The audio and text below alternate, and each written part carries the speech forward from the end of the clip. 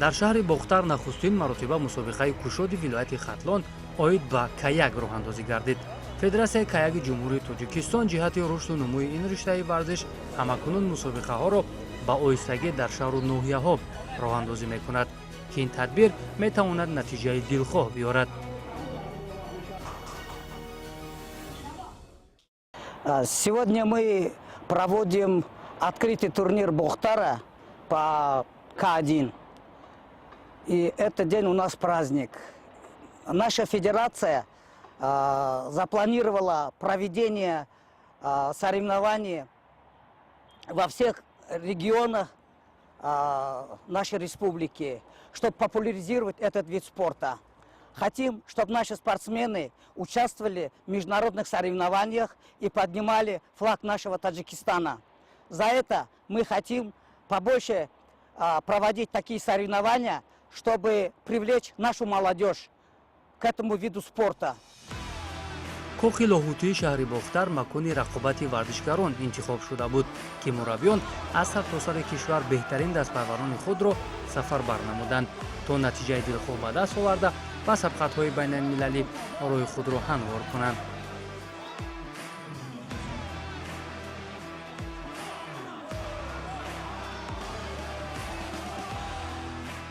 ман фикр мекунам ки ҳамхали мусобиқаҳо барои варзишгаро хеле ҳаваси зиёд метиҳанд ва ҳамхали рақобатҳое ки мо дар инҷа ҷамъ мешаванд аз Тоҷикистон варзишгарои зури зур мебиёнд ва вақте ки мо дар инҷа мусобиқа мегузаронем, мусобиқаи ҳамхали калон мегузаронем, мо хеле чӣ мегирем, таҷриба мегирем аз ин хали мусобиқаҳо.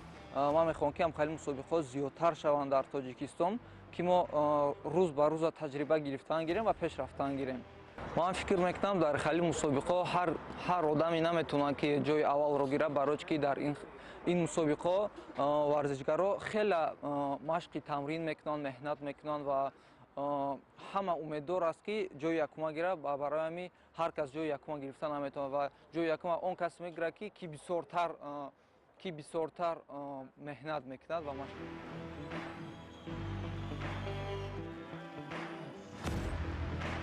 масъулини варзиши вилояти Хатлон зимни ифтитоҳ таъкид намуданд, ки дербоз нақшаи мизбонии чунин мусобиқаҳои сатҳи баландро доштанд, ки бо даст додани фурсат он роҳандозӣ шуд ва акнун ин раванд маҳз барои мураббиёни варзишгарони вилояти Хатлон таъсири хуб мерасонад.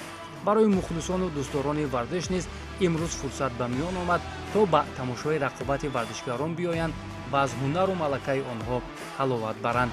дар маҷмӯъ баргузории чунин мусобиқаҳо дар шаҳру ноҳияҳо аз чанд ҷиҳат метавонад манфиатбахш бошад.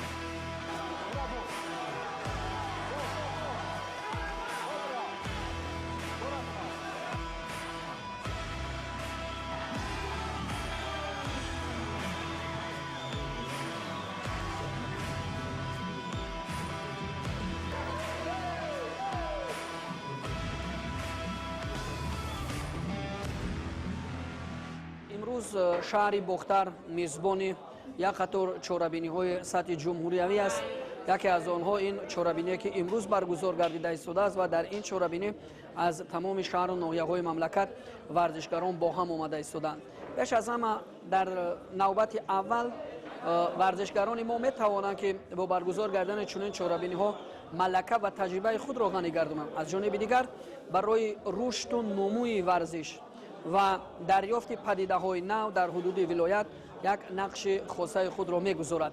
бори дигар мо масъулини соҳаро ба он водор менамояд ки чорабиниҳои сатҳи ҷумҳуриявӣ ва байналмилалиро дар ҳудуди вилоят бештар роҳандозӣ кунем ва ба ин васила ҳам таҷрибаи варзишгаронро баланд бардошта, ҳам аз мактаби варзишгарони касбӣ як рӯҳу илҳоми тоза гирифта дар оянда барои рушду нумӯи варзиши вилоят ва муаррифӣ кардани вилоят дар сатҳи ҷумҳурӣ ва ҷумҳурӣ дар сатҳи байналмилалӣ як такони ҷиддӣ бахшад.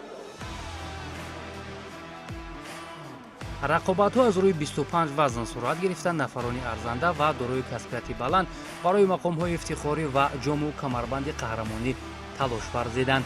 ҳамзамон ғолибон бо мукофотҳои пулӣ низ сарфароз гардонида мешаванд, ки ин раванд дар самти ҳавасмандгардонии иштирокчиён таъсири хуб мерасонад. дар баробари варзишгарони дигар минтақаҳо як тими мукаммал низ аз шаҳри Душанбе ва Бохтар омад.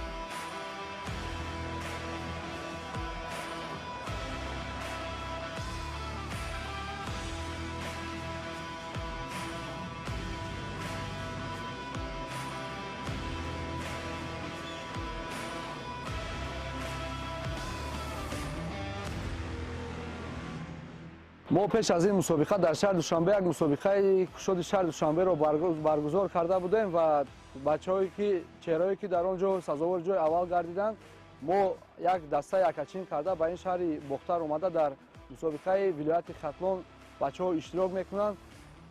умедворем ки муҳорибаҳои хуб нишон медиҳанд ва чеҳраҳо боз ҳам навтар пайдо мегарданд ва тайёрию ин қадар кӯшишҳо барои иштирок кардан дар чемпионатҳои осиё ва чемпионатҳои ҷаҳон мебошад. каяк навъи варзиши муборизавӣ буда дар он усулҳо аз кикбоксинг, муайтай, карате ва бокс истифода мешавад ва ба наврасону ҷавонон манфиати зиёд дорад. ин риштаи варзиш соли 1993 дар ҷопон таъсис ёфтааст ва мақсади асосияш тарбияи ҷавонон ва қавӣ гардонидани онҳо мебошад. дар тоҷикистон ҳаводорону роғибони каяк хеле зиёд буда солҳои қабл пайваста дар мусобиқаҳои байналмилалӣ ширкат меварзиданд.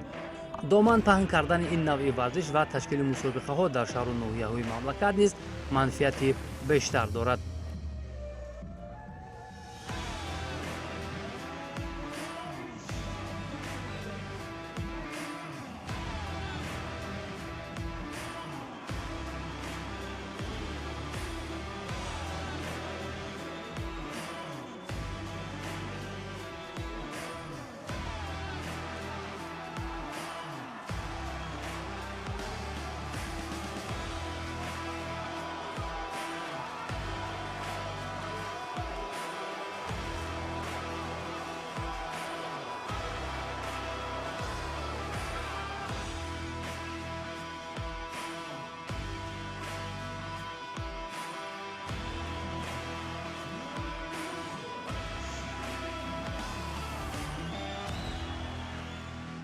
من حاضر می‌بینیم که بسیار هر یک منطقه و هر یک ناحیه بسیار ورزش تالارهای ورزشی نو پیدا کردگی‌اند، لیکن بسیار ورزشگرای نورس و یاشو ممکن که اکثریت آنها در مسابقه‌ای که مقیاس جمهوری می‌گذارد اشتراک کردن نتونند، به شهر دوشنبه رفتن نتونند، در حدودی منطقه خودشان که این گونه مسابقات میگذارد برای این ورزشگرا بسیار هم دستگیری خوب میشه.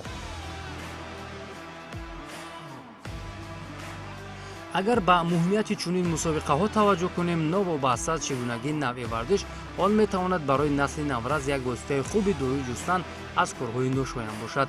тавре мебинед ҷавонони зиёд бо ангезаи қаҳрамонӣ дар майдон сабқат намуда ҳушу ёдашон танҳо барои муаррифии ватан дар арсаи ҷаҳон мебошад. дар мусобиқаи имрӯза қаҳрамонони ҷаҳон ва ҷоизадорони чемпионатҳои осиёву дигар мусобиқаҳои байналмилалӣ низ ширкат доштанд ки онҳо боз мехоҳанд аз чунин мусобиқаҳо таҷрибаи нав касб кунанд.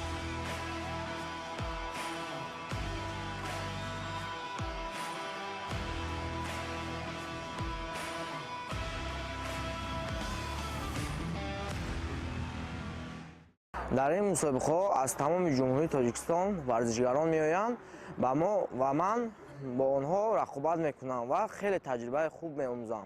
ман тӯли 3 сол мешавад ки машқу тамрин мекунам дар дастаи ҳомидов. машқу тамрин мекунам ва дар абудаби намуди аз ММА баромад кардам ва мутаассифона мағлуб шудам, вале ин рӯҳияи маро нашикаст ва ман кӯшиш мекунам хатогиҳои худро ислоҳ кунам.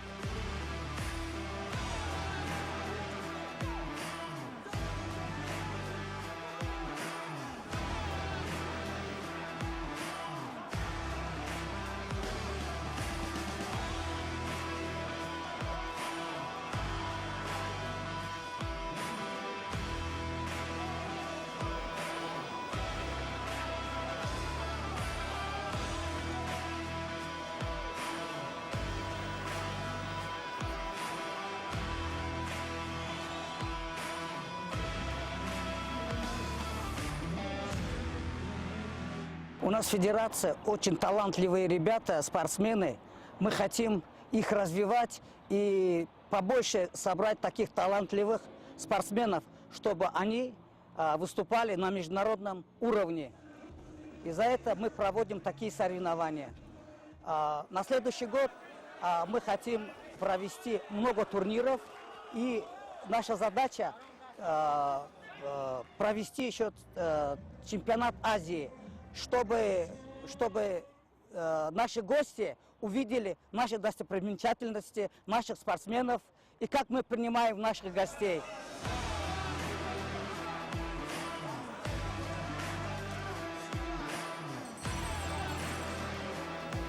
то солҳои 2000 каяк яке аз машҳуртарин навъи варзиш дар ҷаҳон ба ҳисоб рафта, чемпионатҳои ҷаҳон ва дигар мусобиқаҳои сатҳи байналмилалӣ хеле зиёд баргузор мешуд. ҳоло ҳам дар миёни ҷавонон ин ришта маҳбубияти зиёд дорад.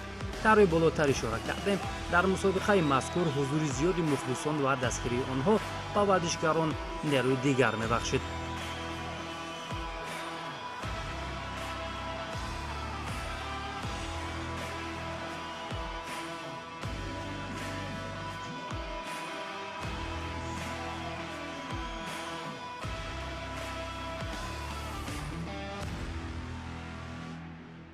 баргузории ин гуна мусобиқаҳо пеш аз ҳама касбияти мураббиёнро нишон медиҳад ва бояд гуфт ки дар ҳудуди вилояти хатлон ҳам дар минтақаи бохтар, ҳам дар минтақаи кӯлов ва дар мактабҳои варзишии ҳудуди шаҳру ноҳияҳо аллакай мураббиёни касбӣ ҷалб гардиданд ва марҳила ба марҳила ба омӯзиш фаро гирифта мешаванд ва дар навбати дигар дар чунин чорабиниҳо сафарбар мегарданд, то аз усулу маҳорати варзишгарони берун аз вилоят онҳо мактаби худро ғанӣ гардонанд ва шогирдонро дар рӯҳияи баланди ифтихори ватандорӣ тарбия намоянд. чхеле ки мебинед риштаи каяк оҳиста оҳиста рушд карда истодааст. ҷавонҳо бисёртар аҳамияти худро ба ин намуд дода истоданд ва мо низ умеди калон дорем ки дар оянда мехоҳем тез тез ҳамин хел мусобиқаҳо баргузор кунем дар ҳар як ноҳияву ҳар як вилоятҳо, то ин ки ҷавонҳо ба варзиш машғул бошанд, ҳамеша ватандӯсту парчамбардори миллат бошанд. чизи дигаре ки иштирокчиёнро бештар ҳавасманд мекард, ин таваҷҷӯҳи ташкилкунандагони мусобиқа ба нафарони ғолиб буд. камарбандҳои қаҳрамонӣ ва ҷому мукофотпулиҳо барои беҳтаринҳо таъсис дода шуда буд ки ин паҳлӯи мусобиқа низ қобили таваҷҷӯҳ буд. дар маҷмӯъ қадамҳои аввал барои гузарондани чунин мусобиқаҳои таъсирбахш дар шаҳри бохтар гузошта шуд. боварӣ дорем ки аз ин ба баъд дар ҳамкорӣ бо дигар федератсияҳои варзишии мамлакат масъулини варзиши вилояти хатлон чорабиниҳои варзишиву оммавигардониро бештар намуда сатҳи касбии варзишгарони вилоятро боло мебардоранд ва ба ҳамин восита рушди варзиш дар минтақа бештар мегардад.